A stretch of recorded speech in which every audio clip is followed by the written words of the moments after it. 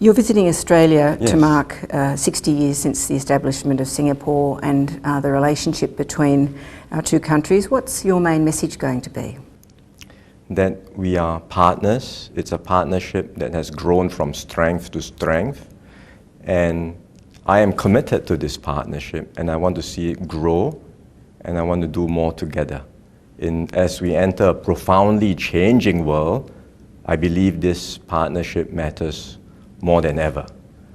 If you look at how we have grown over these last 60 years, it's been an incredible journey. Australia was amongst the very first countries to recognize Singapore when we became independent, and one of the very first to establish diplomatic ties with us. And in the last 60 years, the relationship has grown in diverse and profound ways. There is still scope to do more together, I believe, and it helps that between us, our two countries, we have very similar strategic outlooks and perspectives. I'm always struck. I've attended many multilateral meetings over the years, over 15 years. The intervention points made by my Australian counterpart and I are usually very similar. Not identical, of course, there are differences, but on the big issues around security, around free trade, the rules-based order, we have very similar interests. So our key strategic interests are aligned, and that makes us natural friends and partners. Well, we've certainly both got a great interest in maintaining some sort of multilateral world, which is under pressure. But if we look at the direct relationship, the bilateral relationship, there's a free trade agreement. Does that need to be updated? And what's changed in the economic relationship since it was first signed that needs to be addressed, perhaps? Well, actually, the broader bilateral relationship, it covers more than trade. Defense cooperation, for example, is very strong. In fact, this year marks the 50th anniversary since the Singapore Armed Forces first started training in Australia. And we are deeply appreciative of the hospitality that Australians have extended to our personnel. And we also want Australians to know that in times of need, our armed forces stands ready to help, as we have done consistently over past years, or most recently for flood relief efforts in Queensland. So that's one area which we hope to strengthen further. And we have a comprehensive strategic partnership covering the broad range of cooperation between our two countries. Prime Minister Albanese and I agreed earlier to upgrade the CSP. It covers trade, it covers defense, and other areas. So I look forward to launching this upgrade when I visit Australia soon, for my first visit as Prime Minister. Well, as you mentioned, the defence is this very significant part of the relationship. Now, many countries, including Australia, have been criticised by the US for not spending enough on defence, but Singapore's always maintained a high level of spend and commitment to defence. How would you like to see that defence relationship develop with Australia?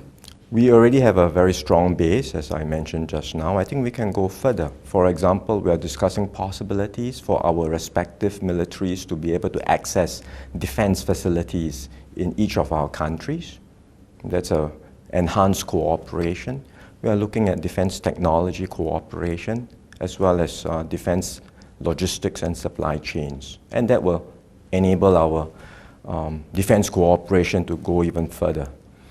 Even on the economic side, we are looking at enhancing cooperation beyond what we already have through the free trade agreement.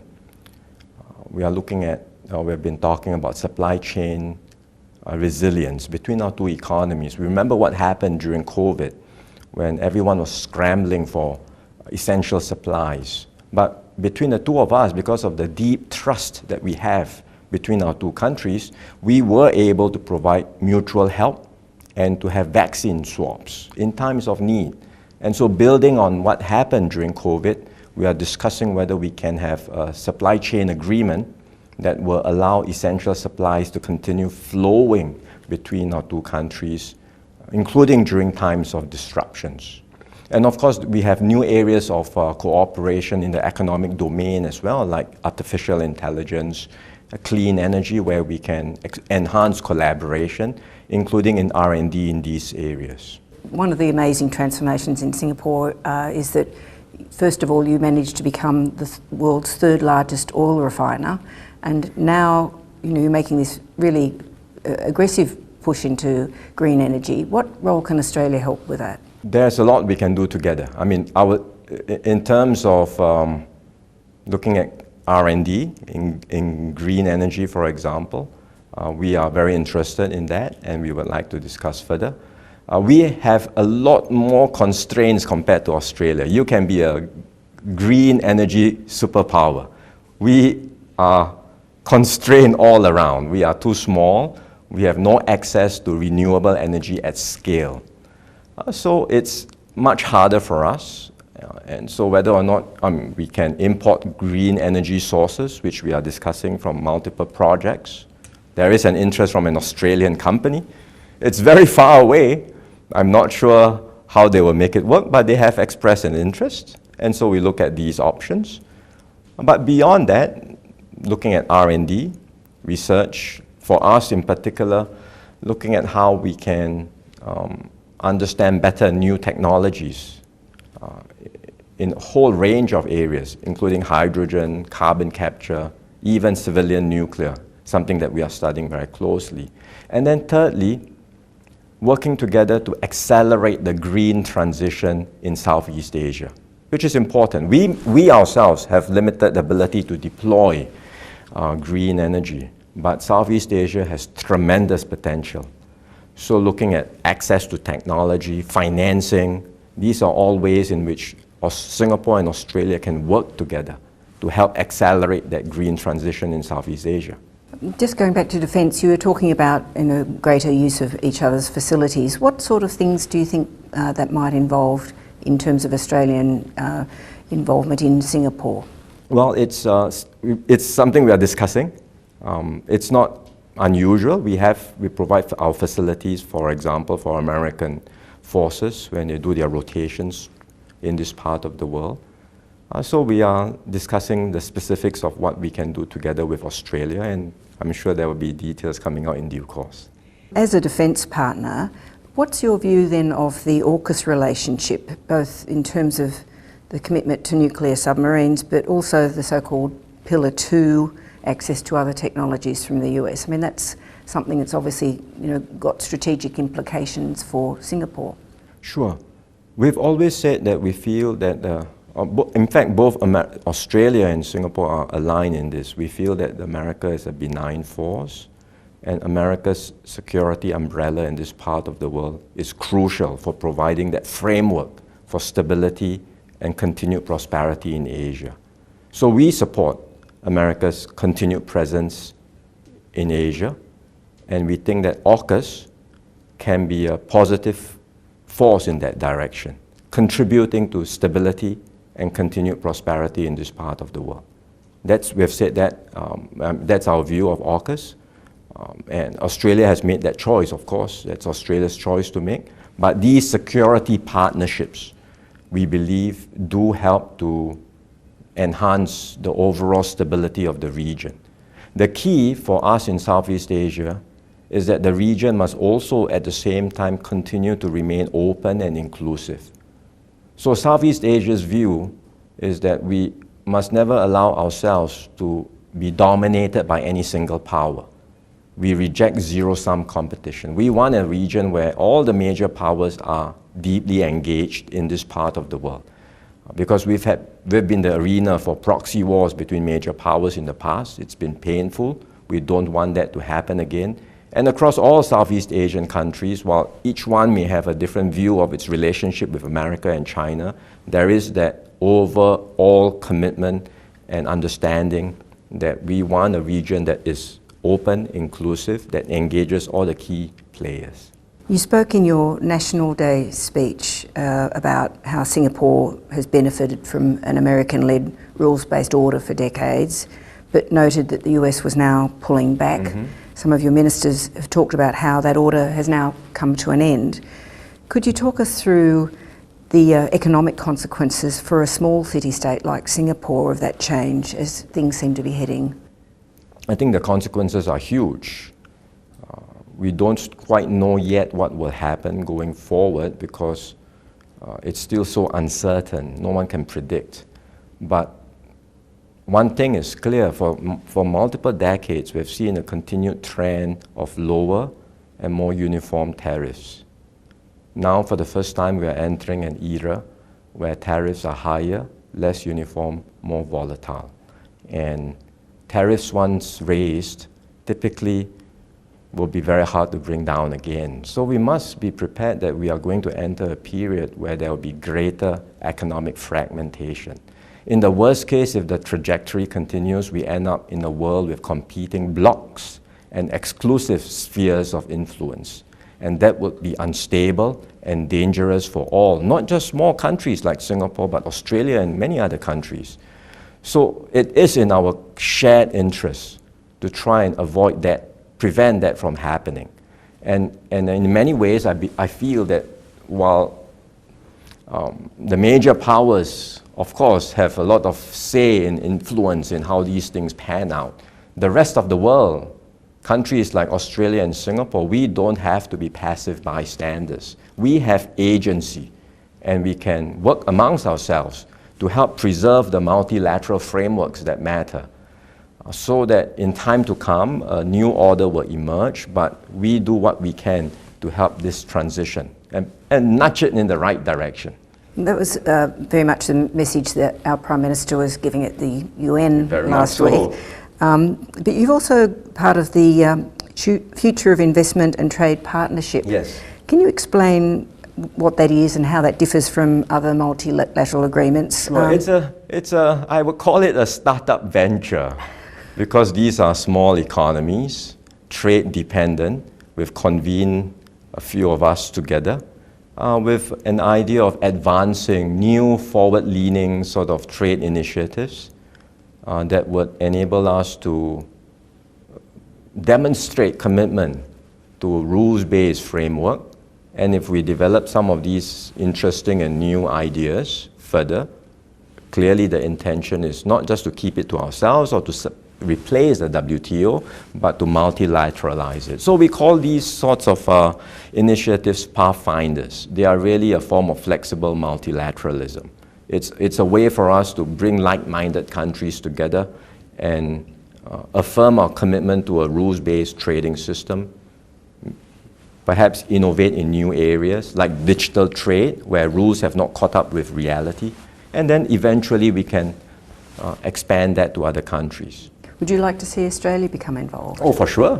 And it's interesting, I mean, you're talking about, the WTO has sort of become a bit, bogged down in its own bureaucracy. Is it a way of sort of escaping all of the history of the WTO, but not its purpose? Well, it's partly that, but it doesn't mean we give up on the WTO.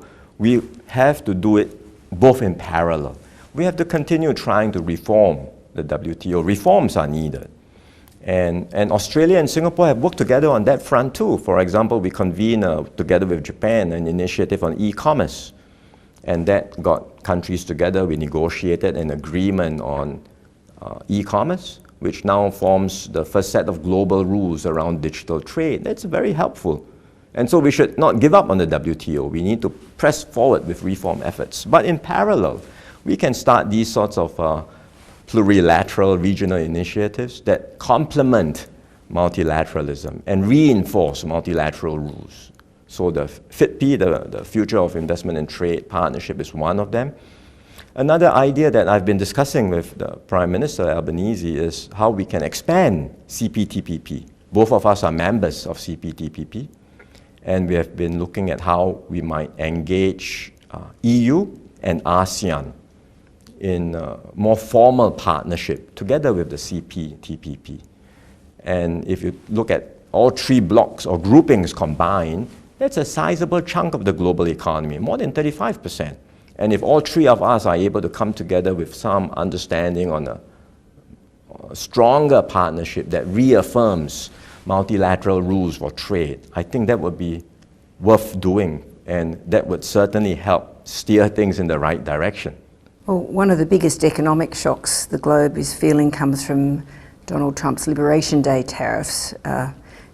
You gave a really powerful address to the nation in response to that. So did Prime Minister Albanese. Yeah. And like Australia, Singapore was only facing an original tariff rate of 10%, but there have now been bigger shocks just in the last few days, really, on pharmaceuticals, and the signs aren't good on semiconductors. Yes. What does that mean for Singapore? I mean, these are big sectors for you. What sort of impact is it likely to have on your economy? We are very concerned. I mean, first of all, on the original tariff, we've said it should be 0, not 10.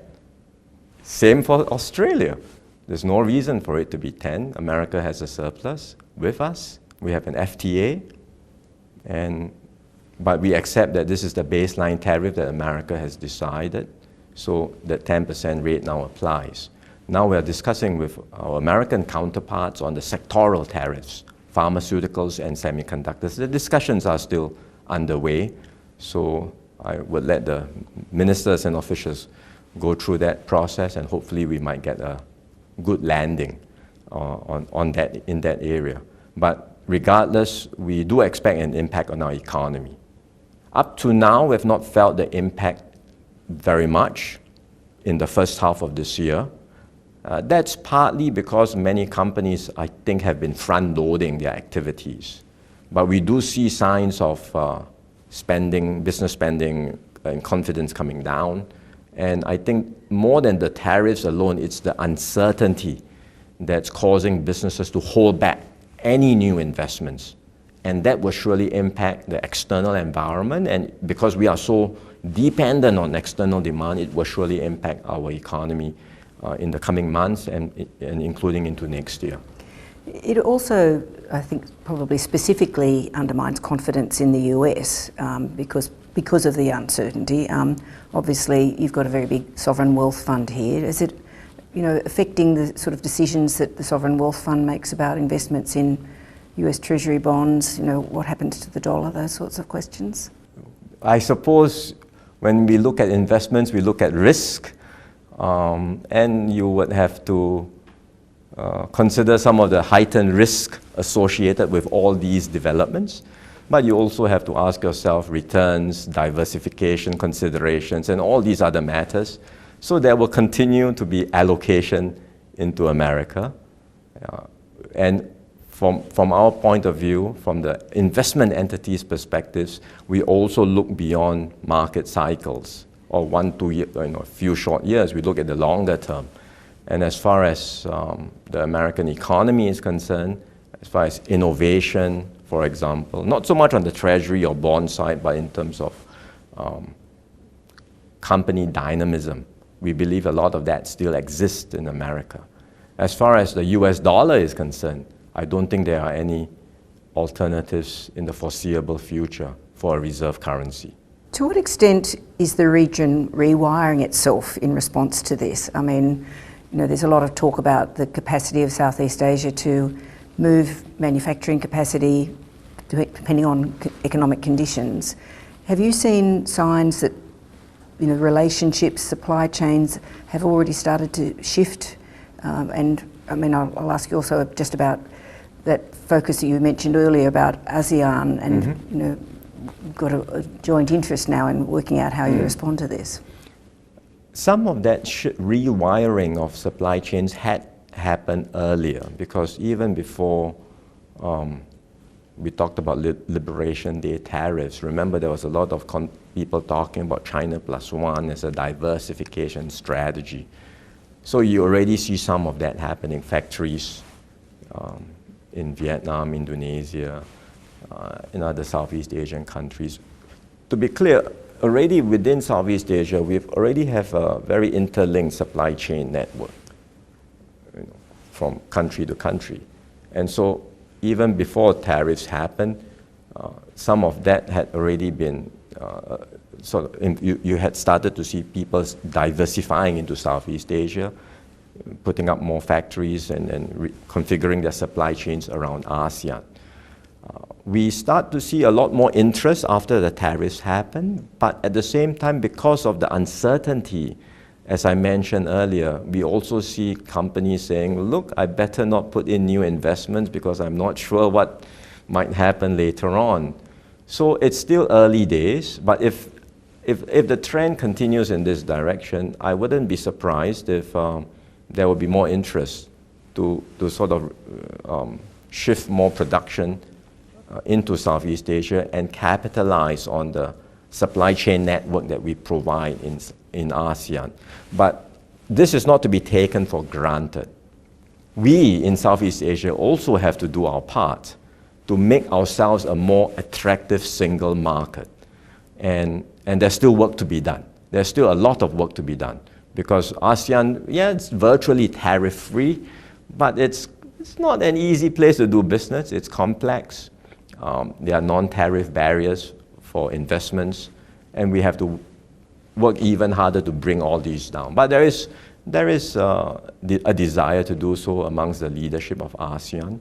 We are working on bringing our economies closer together, connecting up our payment systems, linking up infrastructure better. So a whole host of projects that we are working on, for which there will also be opportunities for Australia to participate in.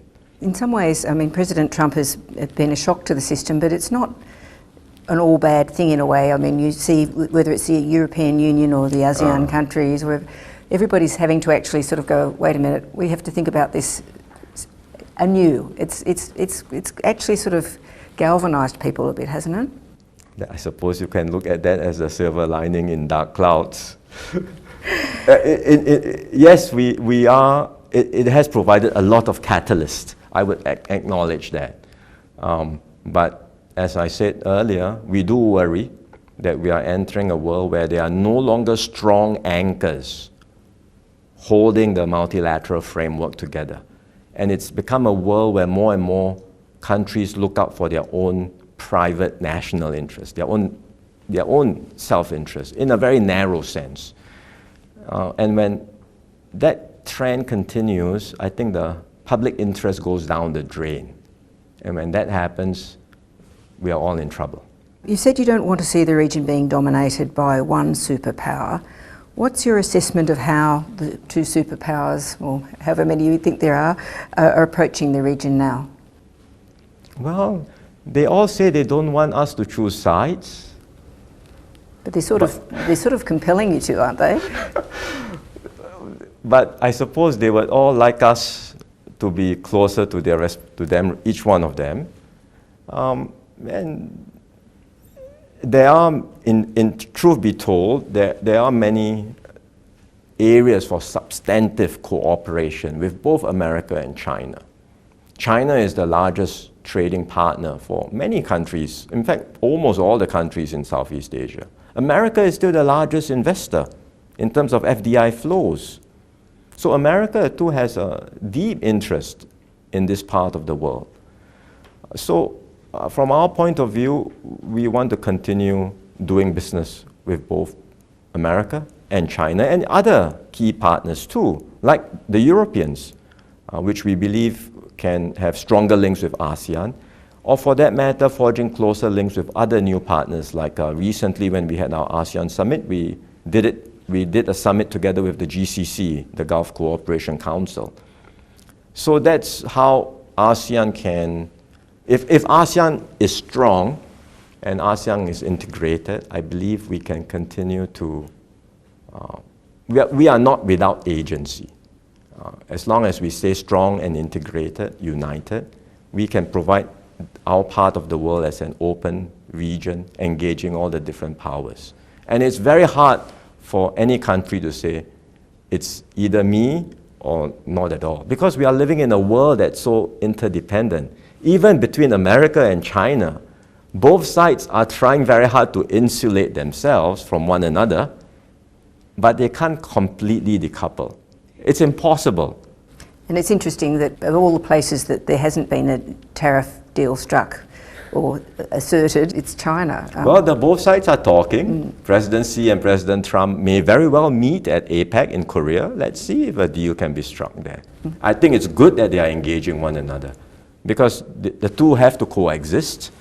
There is competition, there's rivalry, there's intense mistrust on both sides, but still they have to work together in order to avoid a collision or confrontation, or worse, a miscalculation that leads to conflict in Asia. And none of us want to see a conflict in this part of the world. Which leads us to the question of Taiwan. You said recently we're all very concerned. If something were to break out over Taiwan, everyone in Asia would be sucked in. The US Undersecretary of Defence, Elbridge Colby, was earlier this year asking Australia and Japan to pre-commit to their positions if a conflict arose over Taiwan. Does Singapore have a position? No, we don't talk about hypothetical scenarios. Our position is very clear. We oppose Taiwanese independence. We have a one China position. And we believe that all parties, Taiwan, America, China, should not bring about any unilateral move away from the status quo, especially moves that would be done in a non-peaceful manner. We may not be able to think of any good near-term solutions now, but there are many other wicked problems in the world where we don't have good solutions now. It doesn't mean that we force a solution through confrontation. I think the better way is to maintain the status quo, continue engagement as much as possible, and the path of diplomacy, doesn't always move in straight lines. It curves and bends, and in time to come, we may find a better resolution to the issue. But let's keep talking and engaging, and for the time being, make sure that the status quo remains. So when you say that the rest of the region gets sucked in, you mean that it's a question of being forced to take a side, or it would just suffer from the chaos that would come? A bit of both. It depends on what happens. It depends on what happens. If the situation escalates, and how concerned are you that it might at the moment? I think for now, neither America or China would want an escalation to happen. So it's not something that would happen out of a rational decision or an act that would catalyze or precipitate an escalation, but the risk is an accident or a miscalculation. And that has always been the case when you looked at throughout history. So much of conflicts happen through a miscalculation or something that happens on the ground, unintended consequences then follow after that. So that's the risk, and which is why it's important for there to be continued engagement, lines of communication, so that should any such things happen on the ground, you can quickly come, the key parties can quickly come together to address these sorts of concerns. And Singapore can play a pretty important role in that, given your connections with both countries, can't you? A lot of people say that. We try to be helpful, but let's not. The two big powers have direct lines of contact too. We can be helpful, and if they would ever like to meet, find a venue for a summit to be held, I suppose we can be a good host and portee for them. Most countries seem to be experiencing not just a breakdown in global relations, but in relations at home.